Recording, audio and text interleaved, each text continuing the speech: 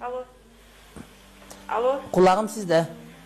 Alo, salamatsызбы? Kudayga şükür. Çağacı biz degen жолдошум экөөбүздүн ортосунда мамиле жөнүндө сурал дегенбиз сизденчи. Жолдошум 5 убакыт намаз окуйт. Өзүбүз да 5 убакыт намаз окуйбуз. Ортосунда 2 балабыз бар.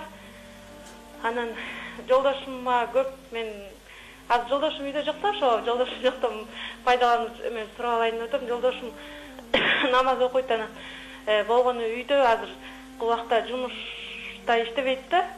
Бирок мен иштейм, бирок жолдошума кээде көбүнчө эле мен кайша жаман сөздөрдү айтып алам. Ошону кантип бир эме кылсам дейм да жолдошумдан. Жакшы жубай боло алам деп.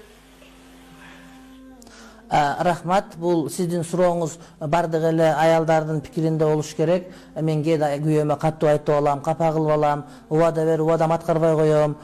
Ушуну канткенде мен жакшы болом деген маселе. Албетте бул азыркы биздин бүгүнкү темабыз мусулман эркектин аялы менен болгон мамилеси болсо, башка бир күндөрдө ошол мусулман аялдын күйөөсү менен болгон мамилеси деген темага да кайрылабыз. Бирок айта кете турган болсок, пайгамбарыбыз саллаллаху алейхи ва салламдын бир хадис жетиштүү болот.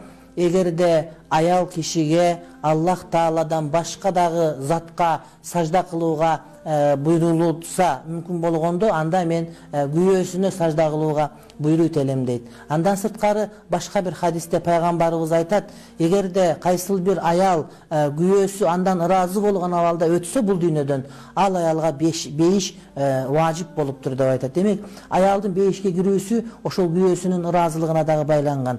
Албетте бул ыраазылык күйөө намаз окуган убакытта, күйөө туура жолго буйруган убакытта итаат кылган болсо.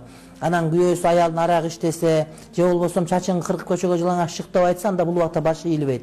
Бирок шарият тыюу салбаган, шарият уруксат берген нерселердин чегинин бардыгында күйөөсүнө толук түрдө баш ийүү бул аялдын бактысы. Кепирлер эмне үчүн баш ийишим керек?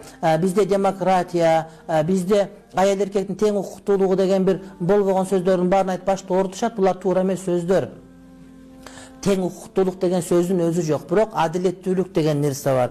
Адилеттүүлүк ушунда турат, аял киши дайыма башка бирөөнүн коргоосуна, кароосуна, жардамына муктаж. Ошондуктан аял киши өзүнүн Кудай жараткан вазифатын билип, ошонун негизинде иш алып баруусу керек болот. Эгерде сиз күйөөңүзгө ачуу айтып алсаңыз, албетте андан кечирим сураңыз, же болбосо ошол ишти кайталабаганга өзүңүзгө убада берип тооба кылыңыз. Кудайдан сурап аракет кылсаңыз, иншалла Кудай Таалам бардыгыбыздын кулук мүнөзүбүздү ойготот.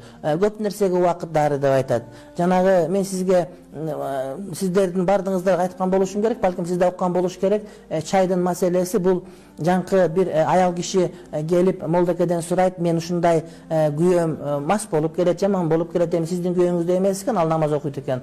Ошондо мен тилим узун болуп, күйөөмө каяш айтсам, күйөөм мени уруп жатып калат, же анын колу бошобойт, же менин тилим бошобойт, ошентип отуруп, таңда атыра беребиз мушташып отуруп дегенде айтат, сен мага бир чай алып кел, мен сага чайга дем салып берем дейт. Анан тиги аял чай алып келсе, чайды дем салып анан кайра берет. Бул чайды кантип пайдаланам десе, күйөөң эшиктен кирип келатканда эле чайдан ууштап алып туруп эле оозуңа салып коесуң дагы, шимип отуруп, чай качан жанагыда дагы кетип калган убакта төгүп жибересиң дейт. Анан аял чайды үйүнө апарып, ошол күйөөсү келгенде эле чайдан ууштап алып оозуна сала коет экен дагы, шимип отуруп, жарым саат, 1 саат дегенде жанагы чайдын, кургак чайдын даамы калбай калган убакта оозундагы чайды төгөт экен. Ошол убакта күйөөсү уктап калып, ачуусу тарап, бардыгы жайына келип калат экен. Ошентип бир ай өтүп чай төгөнүп калып, анан молдокеге келип айтат, молдоке чайыңыз түгөндү, дагы бир чайга дем салып берсеңиз десе, молдоке айтат, анын деми сенин өзүңдө деди.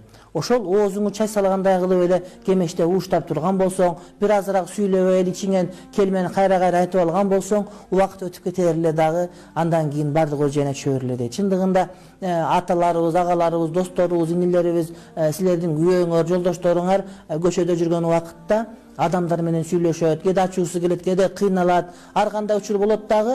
Анан үйгө ачуусу келип калган убакытта ошол аял киши ошону туура түшүнүп мамиле кылуу керек. Келгенде эле проблеманы айтып, келгенде эле бир мындай бир туура эмес кийимдер менен чыгып алган болбойт. Анын көңүлүн алып, жакшы тосуп алса, албетте бул нерсе үй бүлөнүн ортосунда өзүнүн ынтымагын сөзсүз түрдө берет.